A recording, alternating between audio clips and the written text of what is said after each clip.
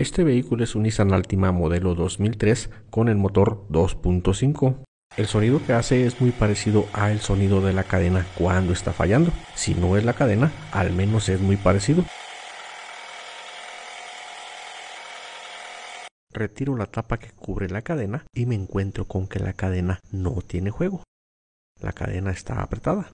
Lo que son los rieles conservan esta parte plástica, la cual algunas veces se desprende y la cadena queda rozando con el metal, pero en este caso el riel está completo. También este conserva su parte plástica, además de que la cadena no tiene juego, que en el tensor de la cadena el émbolo que tiene no sobresale demasiado. Cuando el émbolo sobresale demasiado es señal que la cadena está gastada. En este caso el émbolo no sale demasiado, eso me indica que mi cadena no está tan gastada. La cadena no es la causa por la cual está sonando este motor, pero acá tenemos otra cadenita que es la que va a las barras de contrapeso y parece que su tensor tampoco sobresale demasiado. La cadena no se siente floja, es señal de que esta cadena también se ve que está bien.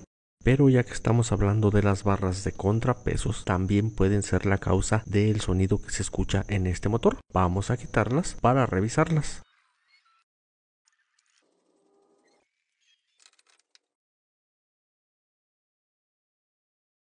Muy bien, pues aquí tenemos ya la caja de barras de contrapeso abierta y podemos ver en esta parte lleva un metal, el cual corre en los muñones de las barras de contrapeso, pero en este ya no tiene metal. Y la flecha también está muy gastada, de hecho aquí está el metal, voy a intentar sacarlo. El metal está completamente dañado, no me queda la menor duda de que la caja de contrapesos está dañada, aun si no es la causa del sonido, que lo más seguro es que sí, hay que reemplazarla. Muy bien, aquí está ya la caja de barras de contrapesos. El cliente no la ha encontrado nueva, la trajo usada, no la puedo abrir por motivos de la garantía, pues vamos a ponerla a ver qué pasa. En nuestra cadena vamos a ubicar dos eslabones oscuros o de diferente color.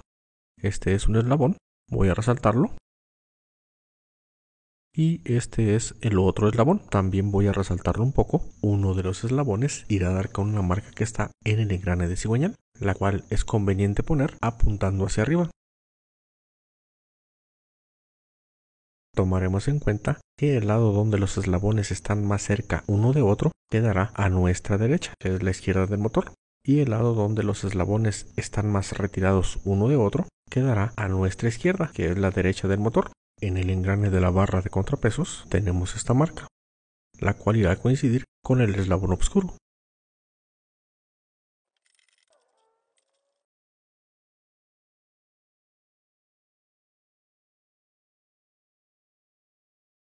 Necesito levantar un poco la patita. Justo antes de que llegue, suelto la patita. Ahora sí, meteré un alambrito para que la sujete. Así mi tensor ya no se sale.